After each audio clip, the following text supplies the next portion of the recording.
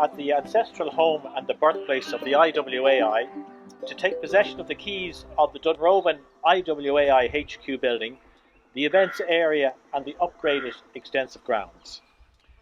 A momentous day in IWAI history and marks the culmination of a 7-year development project with our partners, the RNLI. There are so many people to thank that I cannot physically thank them all.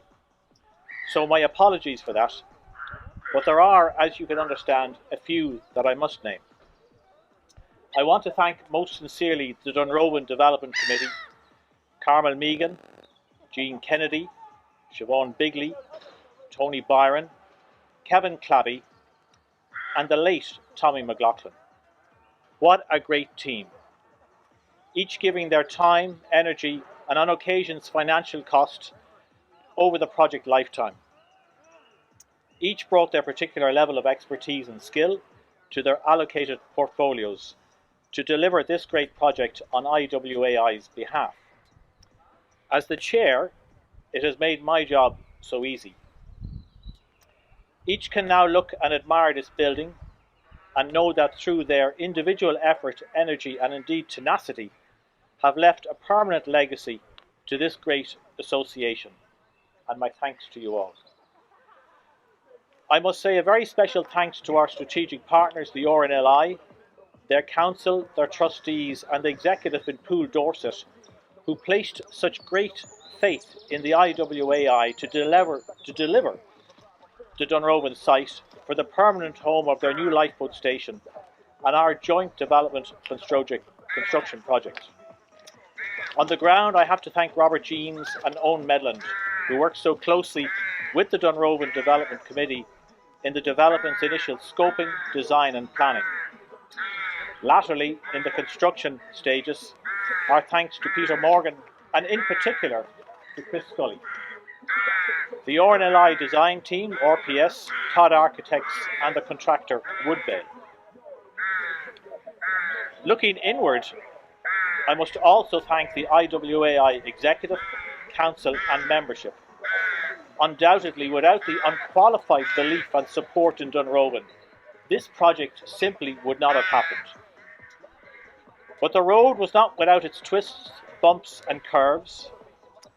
A few members of IWAI were doubtful, questioning and indeed sceptical.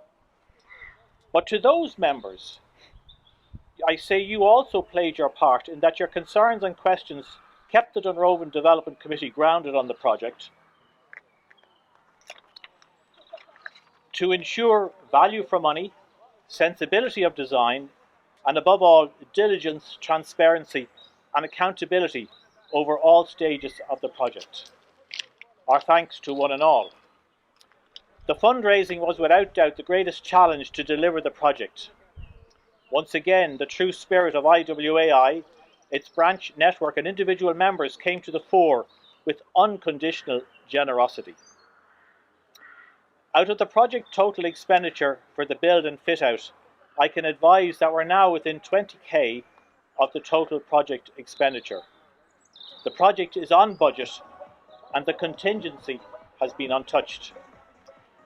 We acknowledge the generosity and support of the corporate sector, particularly considering COVID, Brexit, in a time of very challenging market and business conditions for that sector. Our thanks to those members of the public who saw merit in the project and supported it financially. We acknowledge the kind assistance of Westmeath County Council and Pat Coyle for their support in this joint development on the shoreline of Inner Lough Ree.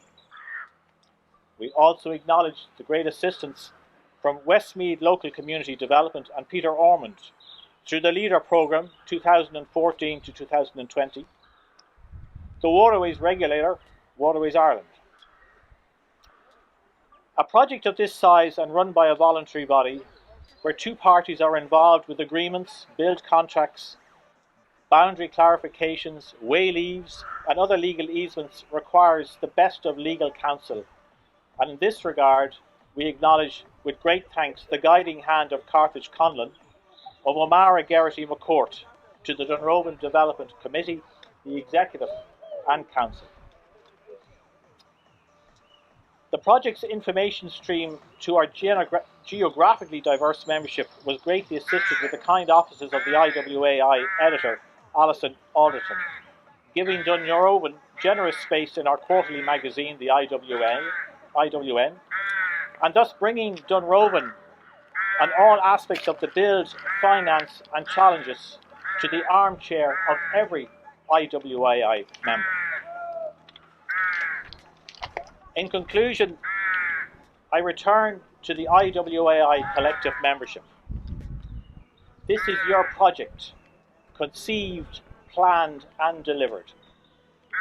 It's now a place to call the IWAI Dunrovin home, fitting the wishes of the site's benefactors and founder members, Harry and Cynthia Rice. Feel proud of what you have delivered for your association, its members and the IWAI's future generations to come. Thank you.